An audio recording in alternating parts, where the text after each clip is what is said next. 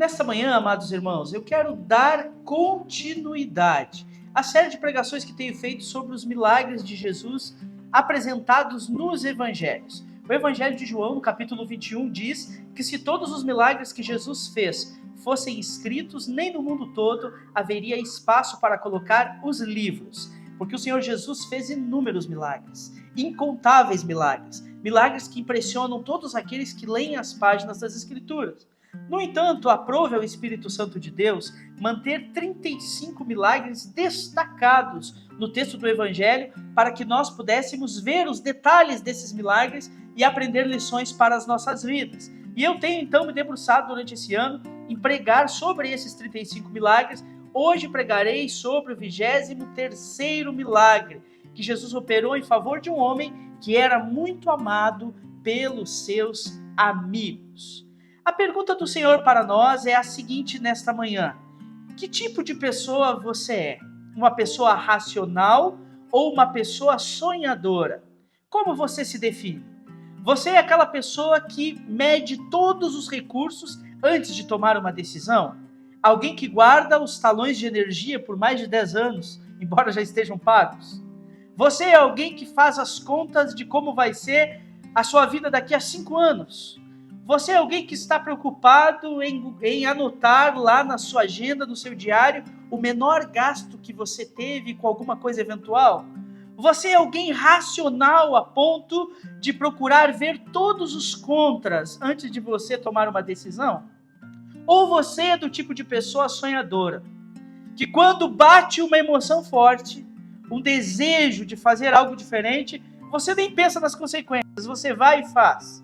Você é alguém extremamente despojado, que ao sentir no coração que deve mudar, você muda. Ao sentir no coração que deve ir para outro lugar, você vai. Ao sentir no coração que tem que sair, você sai. E quando você tem uma ideia na cabeça, ninguém consegue demover você daquilo. Você não enxerga nenhum contra. Você só vê as possibilidades positivas. E assim sai por aí, fazendo as coisas sem medir as consequências. Que tipo de pessoa você é? Você é uma pessoa racional ou uma pessoa sonhadora? A verdade, meus irmãos, é que embora você seja uma pessoa mais racional, ou embora você seja uma pessoa mais sonhadora, quando nós conhecemos a Deus profundamente e nos rendemos à sua vontade, todos nós passamos a viver no mesmo lugar, na mesma atmosfera.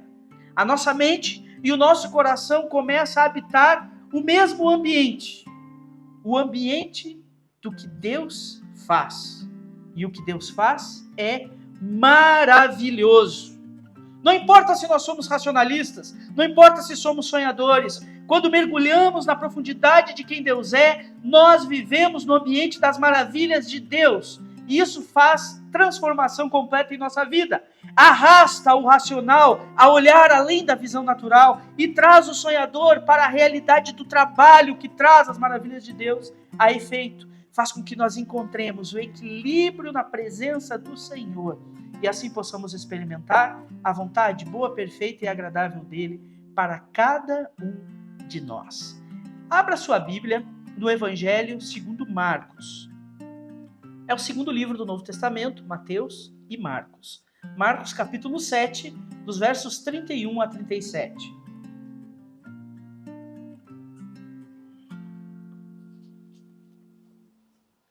Talvez alguns dos irmãos aqui conheçam aquela musiquinha que diz assim: Mateus, Marcos, Lucas, João, Atos, Romanos, Coríntios, Gálatas, Efésios, Filipenses, Colossenses, Tessalonicenses, Timóteo, Tito, Filemon, Hebreus, Tiago, Pedro, João, Judas e Apocalipse de João. Essa musiquinha vai ajudar você a nunca mais se perder nos livros do Novo Testamento. Marcos capítulo 7, todos acharam? Verso 31 diz assim: Jesus saiu de Tiro. Quantos aqui lembram o que Jesus estava fazendo em Tiro?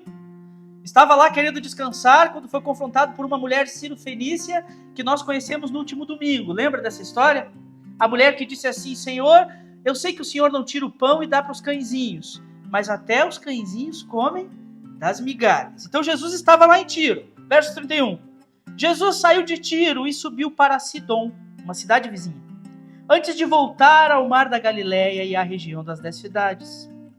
Algumas pessoas lhe trouxeram um homem surdo e com dificuldade de fala, e lhe pediram que pusesse as mãos sobre ele e o curasse.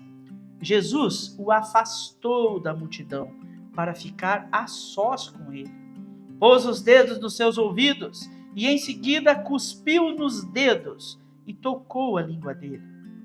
Olhando para o céu, suspirou e disse: Efatá, que significa abra-se. No mesmo instante, o homem passou a ouvir perfeitamente. Sua língua ficou livre e ele começou a falar com clareza. Jesus ordenou à multidão que não contasse a ninguém, mas quanto mais ele proibia, mais divulgavam o que havia acontecido. Estavam muito admirados e diziam repetidamente: tudo o que ele faz é maravilhoso. Ele até faz o surdo ouvir e o mudo falar. O Senhor Jesus é maravilhoso, de fato, como esse texto diz. E ele, estando na região de Sidom, uma cidade vizinha de Tiro, ele é então interpelado por um grupo de homens que trazem até Jesus o seu amigo. Nós não sabemos o que aconteceu com aquele homem que fez com que ele ficasse surdo e com dificuldade de fala, mas nós bem sabemos que quando alguém perde a capacidade auditiva, ainda em idade juvenil, isso atrapalha a sua maneira de falar. E como a pessoa não ouve mais, automaticamente ela vai perdendo a habilidade da fala.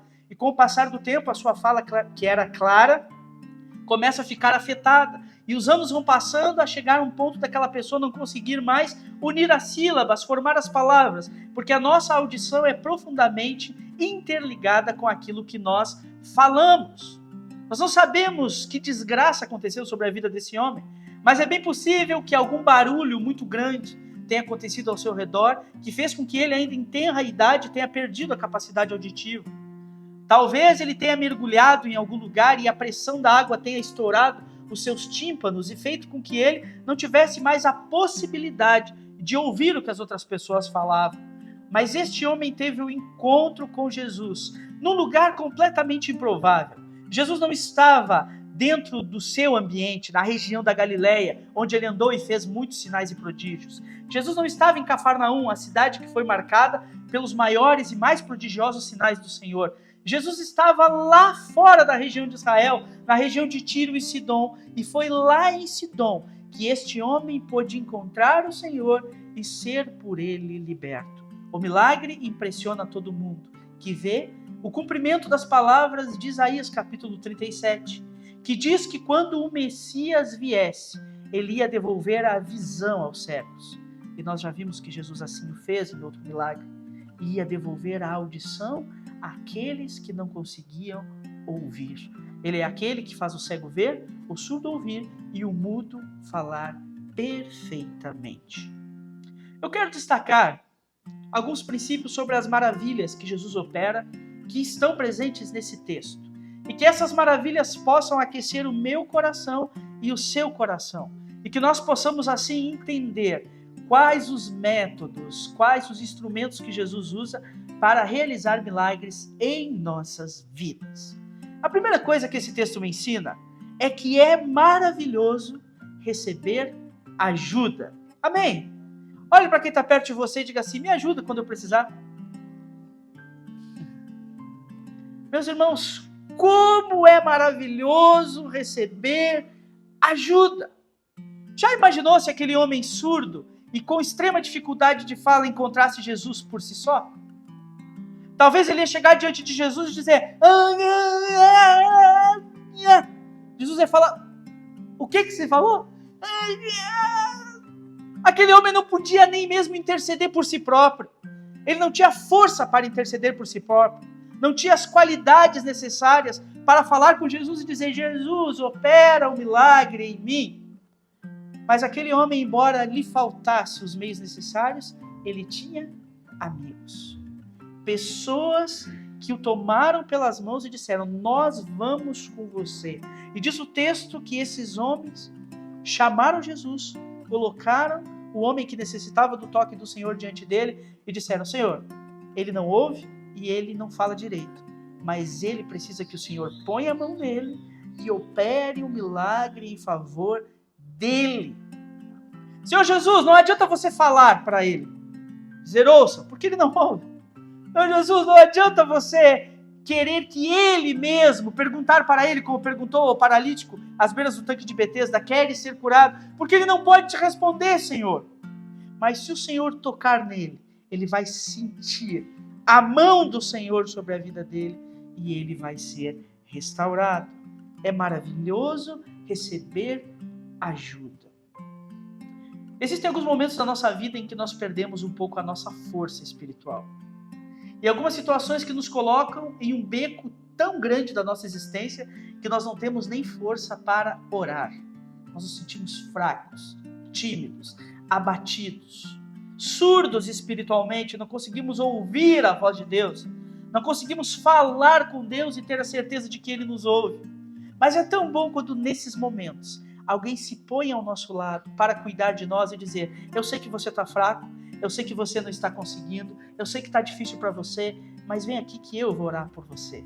Vem aqui que eu vou te ajudar a entender a vontade do Senhor. Vem aqui que eu vou cuidar de você. Eu estou preocupado com você e eu quero que Jesus toque na sua vida. E eu não vou medir esforços para levá-lo até a presença de Jesus. Eu clamarei a Jesus para que Ele toque em você, fale com você, se revele a você. Eu vou te ajudar. Em algum momento da vida, todos nós precisaremos de ajuda. E até aqueles homens que são mais orgulhosos, fortes, vigorosos, um dia talvez precisarão que os seus filhos os levem pelo braço até o banheiro para fazer suas necessidades.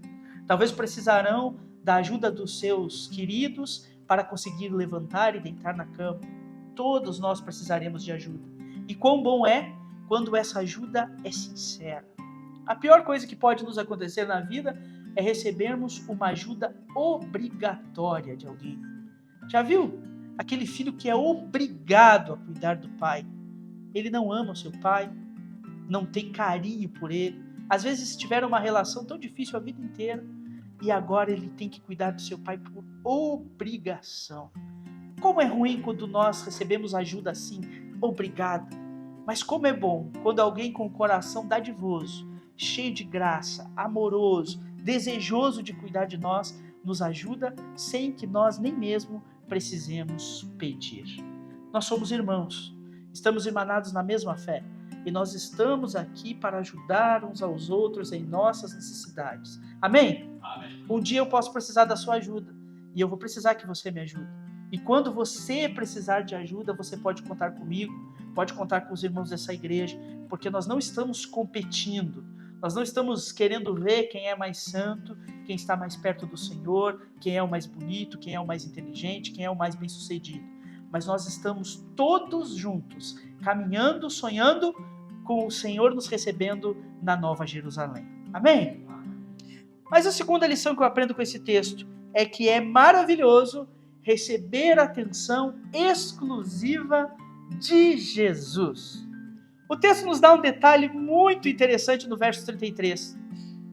Então, aquele homem é trazido para Jesus, que está na região de Sidom. E aí, aquele homem chega até Jesus, ele não pode interceder por si mesmo. Os seus amigos dizem: Jesus, o trouxemos aqui para que o Senhor toque nele, porque se o Senhor impor as mãos nele, ele será curado. E aí Jesus diz: ok, eu vou cuidar dele. Jesus o retira do meio daquela multidão que se acampava ao redor para ver o que estava acontecendo, leva aquele homem para um lugar separado e então opera o milagre. Jesus dá atenção exclusiva àquele homem. Jesus não é como muitos dos líderes religiosos desse tempo que usam a fragilidade das outras pessoas como plataforma para seus ministérios. E eles entrevistam, às vezes, as pessoas que estão tomadas por demônios no objetivo de fazer espetáculo na igreja. Eles mostram as fragilidades dos outros sem misericórdia nenhuma no objetivo de se autopromoverem como homens ou mulheres de Deus. Mas Jesus é diferente. Ele não tem necessidade nenhuma de se exaltar, de se gloriar, de fazer algo na frente dos outros para que eles vejam e se maravilhem com a sua presença. Mas ele, por respeito, por carinho, por amor, por entender as fragilidades daquele homem, o separa da multidão e dá atenção exclusiva para ele. Como é bom, meus irmãos, recebermos a atenção exclusiva de Jesus. É aqueles momentos em que Jesus para o culto para falar só com a gente. Parece que não tem mais ninguém ali, né? Parece que a palavra de Deus está vindo só para a gente. Parece que aquele hino ali não é para mais ninguém, é só para o nosso coração. Jesus às vezes trata conosco com esse nível de exclusividade. Ele nos coloca num canto da vida, num lugar onde nós conseguimos ouvir a voz dele. E ali ele trabalha conosco. Como é bom, meus irmãos, quando consagramos nossas vidas ao Senhor e damos ao Senhor esse espaço para que ele trabalhe exclusivamente conosco. Eu e Zélia estamos hoje no 8º dia de jejum e nós temos experimentado esse cuidado exclusivo de Jesus. É como se nós parássemos de ouvir a voz de Jesus no meio da multidão e passássemos a ouvir a voz de Jesus falando com sussurros em nosso ouvido. Não há mais barulho, não há mais atrapalho, não há mais incomodação, não há mais preocupações, há apenas a doce e santa presença do Senhor que nos motiva a ficarmos aos seus pés. O Senhor Jesus deseja ter uma relação assim com você. E é bem verdade que nós não vamos encontrar a cura para nossas feridas no meio da multidão. Não adianta você se colocar no meio de todo mundo e dizer: Senhor, me cura assim de qualquer jeito. Jesus quer colocar você à parte e tratar de você cuidadosamente. Por isso, se há situações em sua vida que você precisa de cura, talvez seus ouvidos espirituais estão mocos, talvez a sua boca não consegue mais glorificar ao Senhor, separe tempo, consagre sua vida a Jesus, deixe Ele falar com você e você vai ouvir a voz dele falando com você uma vez mais. Você vai ver o milagre do Senhor em sua vida, você vai ver o toque dele em você, ele transformando a sua existência, porque ele se preocupa com você. Alguém certa vez disse que se fosse para salvar um único pecador, Jesus Cristo encarnaria e iria à cruz do mesmo jeito, porque a Bíblia nos diz que uma alma vale mais do que o mundo todo. Por isso, creia nisso, Jesus se preocupa com você. Algumas pessoas dizem assim: Senhor, eu não quero ocupar o Senhor com os meus problemas. É impossível ocupar a Deus. Deus é todo poderoso. Você tem noção do que é isso? Ele é todo poderoso. Eu uso sempre essa ilustração, mas é uma ilustração inadequada, porque não confere a Deus o poder exato. Mas imagine que Deus é tão poderoso que Ele pode ouvir as orações de todas as pessoas, de todo mundo, ao mesmo tempo, respondê-los a todos plenamente, sem mover o mínimo do mínimo da ponta do seu dedinho mindinho de poder. Porque o Senhor é todo poderoso. Você não pode incomodá-lo. Nada que você faz pode incomodar o Senhor, porque Ele está sentado no trono, Ele é soberano e nada o move desse lugar. Então pare com esse negócio de dizer: eu não quero incomodar a Deus com os meus problemas. É impossível incomodar a Deus. E por outro lado, também não pense assim: ah, Senhor, há tantas coisas maiores para o Senhor fazer. Tem crianças passando fome em vários lugares, existem guerras, existem outras coisas. Ah, Senhor, eu não quero que o Senhor se preocupe com as minhas coisas, porque as minhas coisas são muito pequenas. É com essas exatamente que Jesus se importa, com as coisas pequenas. Uma vez Deus falou ao povo de Israel, dizendo: não percam de vista o prumo que está na mão de Zorobabel, porque Deus não esquece o dia das coisas pequenas. Atentai o dia das coisas pequenas, porque é das coisas pequenas que vêm as grandes. Jamais algo começa grande e diminui. Tudo nasce pequeno. Então creia nisso, coloque as suas pequenas coisas diante do Senhor, Ele vai estar com você, abençoá-lo, cuidar de você individualmente, fazendo aquilo que você não consegue no meio da multidão. Todo mundo está comigo ainda? Quero trazer só mais 2 ensinamentos sobre esse texto. Terceiro, é maravilhoso ser tocado pelo Mestre. Pergunto para quem está perto aí: Jesus te tocou?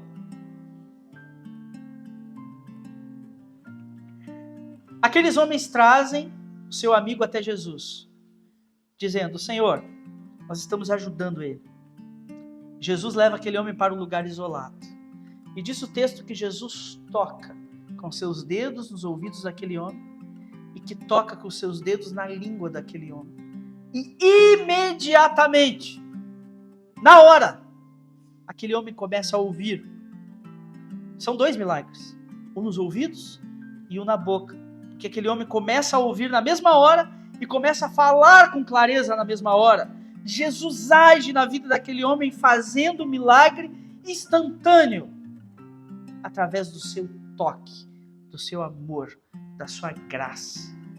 É interessante que vários desses milagres pelos quais temos passado nesse tempo em que tenho pregado sobre os milagres de Jesus acontecem quando Jesus toca, porque as mãos de Jesus são poderosas.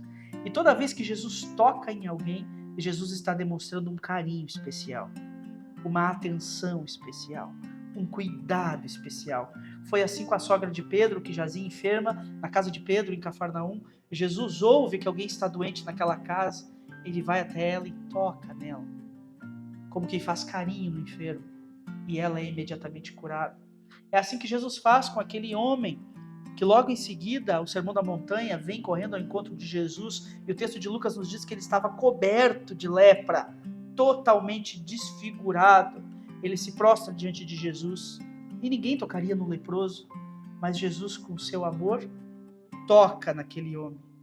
A lepra daquele homem não pega em Jesus, mas o poder de Jesus pega naquele homem, e ele é imediatamente curado, porque quando Jesus toca, o milagre acontece. É engraçado, porque aquele homem era surdo, mas diz o texto que Jesus, além de tocá-lo, Jesus diz Efatá. E nós não podemos definir se o milagre aconteceu quando Jesus tocou e aquele homem ouviu Jesus dizendo Efatá, ou se o milagre aconteceu depois que Jesus disse abra-se. Mas é bem verdade que alguns comentaristas dizem que Jesus gritou Efatá, porque ele estava dizendo como Senhor do universo, a toda a criação, a tudo que existe, dizendo: eu sou o Senhor de tudo e aqui ordeno que a ordem natural da criação se desfaça na vida desse homem. Nunca é normal que uma pessoa que ouça fique surda, mas agora eu vou reverter essa ordem, a ordem natural das coisas criadas. Efatá, volta a ouvir, rebobina a fita. Aquela tragédia que aconteceu vai voltar. Ouça de novo. E o universo ouve a voz do Senhor que clama, e aquele homem experimenta um milagre. Algumas pessoas no nosso tempo querem ter um relacionamento com Jesus, mas querem ter com Jesus um relacionamento Wi-Fi, né? Jesus lá e eu aqui. Jesus, o Senhor fica aí no seu canto, eu fico no meu. Quando eu tiver alguma dúvida, algum questionamento para perguntar para o Senhor, eu vou até onde o Senhor está. Eu sei que o Senhor está na igreja, então eu vou lá e converso com o Senhor sobre as minhas dúvidas, pergunto para o Senhor o que eu tenho vontade.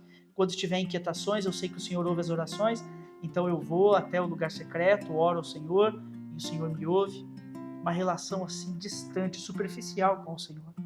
Mas o tipo de relação que Jesus quer ter comigo e com você é a relação do toque físico, de nós sentirmos a presença dele conosco.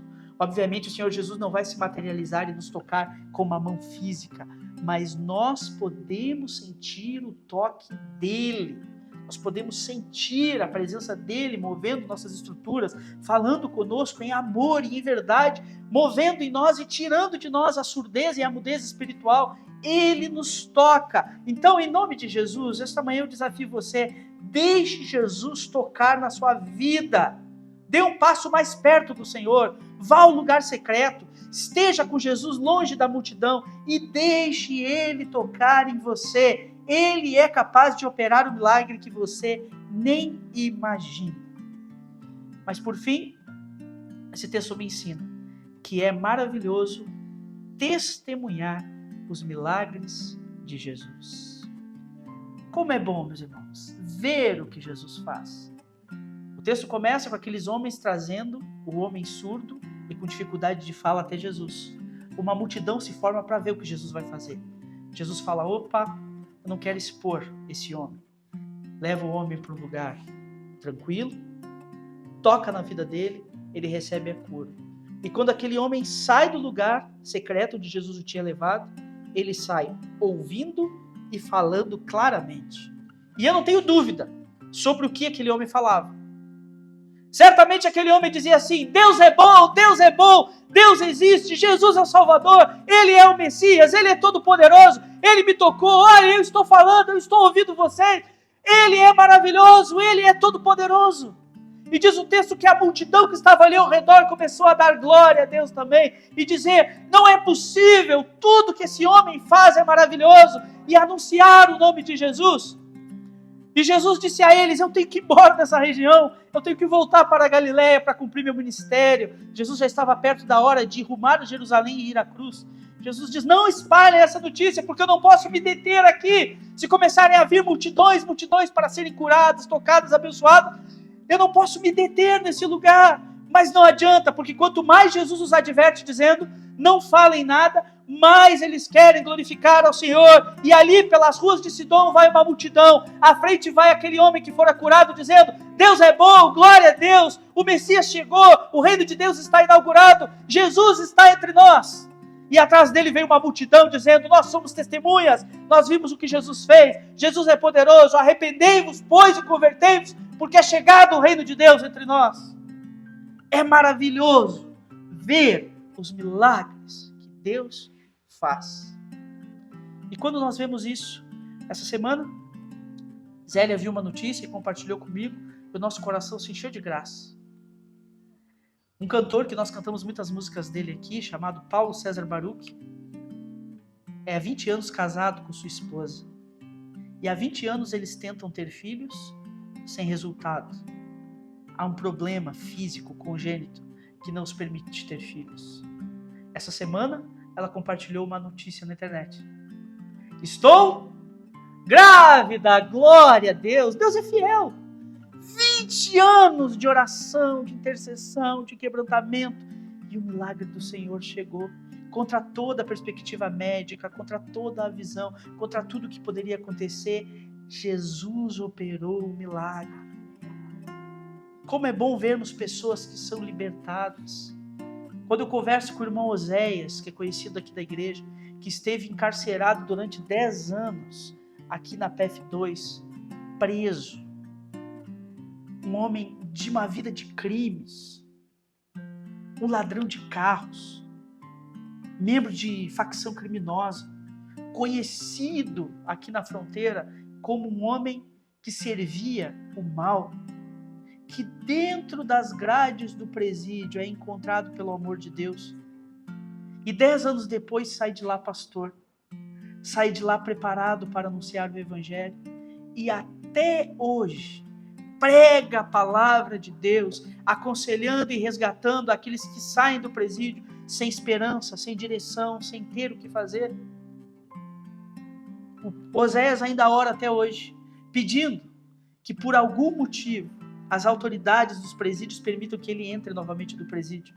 Porque como ele é um ex-presidiário, tem ficha corrida, ele não pode entrar no presídio para pregar, como eu entro, ou como outros irmãos entram. E ele ora, pedindo a Deus: Deus, faça com que essa causa caia e eu possa entrar no presídio para pregar aos outros como pregaram a mim, e eu pude crer no Senhor. E eu tenho certeza de que Deus operará. Há poucos dias, o pastor Elias fez o batismo de aproximadamente 20 presidiários ali na cadeia. Homens que estão se rendendo ao Senhor, viciados em drogas que estão sendo libertos, pessoas que a gente olha na rua e não vê esperança. Alguns anos atrás, na nossa campanha de missões nacionais, nós ouvimos a história da famosa bruxa da Cracolândia. Quem lembra da história dessa mulher que por mais de 30 anos viveu na Cracolândia como um lixo de pessoa, deitada como um cachorro sarnento, comendo do que lhe davam, vivendo a vida usando drogas, sem esperança, sem mentalidade? Era como este homem surdo e gago do qual nós estamos falando aqui. O seu cérebro estava atrofiado e não pensava mais como o ser humano pensa, não vivia mais como o ser humano vive. Mas aí a palavra do Senhor chega a ela e essa mulher é completamente restaurada. E hoje ela é uma missionária anunciando que Jesus Cristo é poderoso. Quem havia jogada no chão, quem havia sem conseguir unir Lé com Cré, sem falar uma palavra e unindo a outra, sem conseguir ligar um raciocínio ao outro, não consegue olhar para ela hoje e vê-la anunciando a palavra de Deus com grandeza, com verdade, com profundidade. Mas é isso que Deus faz. Tudo que Ele faz é maravilhoso. Ele é santo, digno de honra e digno de glória. Eu quero ver milagres na minha vida, amém? Tenho me consagrado ao Senhor porque eu quero ver milagres. Quero ver o Senhor operando. Quero ver pessoas sendo transformadas. Quero ver situações adversas serem vencidas. Quero ver doentes serem curados. Quero ver com os meus olhos a grandeza do Deus que nós servimos. E louvo ao Senhor, porque neste tempo tenho visto Deus fazer tantas coisas. E creio que Ele pode fazer ainda mais. Basta que nós nos coloquemos diante dEle e consagremos nossas vidas. Para que tudo isso do texto que lemos essa manhã acontecesse, aquele homem precisou estar com Jesus, ir até onde Jesus estava. E o resto tudo foi Jesus que fez. Talvez essa manhã você precise, diante dessa palavra, ir até Jesus estar. Entregue o resto nas mãos do Senhor e Ele vai fazer o milagre que você precisa. Amém? Vamos orar? Feche seus olhos, eu quero orar por você.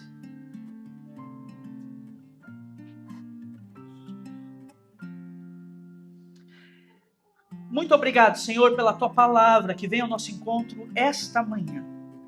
De fato, Senhor, tudo que Tu fazes é maravilhoso. As nossas bocas não conseguem conter, as nossas vozes não conseguem calar. Diante das maravilhas do Senhor, nós só conseguimos anunciar que o Senhor é grande. E quando na reunião dos santos nós erguemos nossas mãos, nós falamos aleluia, nós glorificamos o Teu nome, é porque nós estamos como aquela multidão, incapazes de calar, incapazes de não ver o agir do Senhor. O Senhor enche a nossa vida com o Teu poder, o Senhor que abre os nossos ouvidos para a Tua palavra e abre nossas bocas para anunciarmos as Tuas grandezas. Por isso eu quero pedir, Senhor, que esta manhã o Senhor nos encontre. Encontra o Teu povo que aqui está reunido e que nós possamos ser como aquele homem, buscando do Senhor o milagre.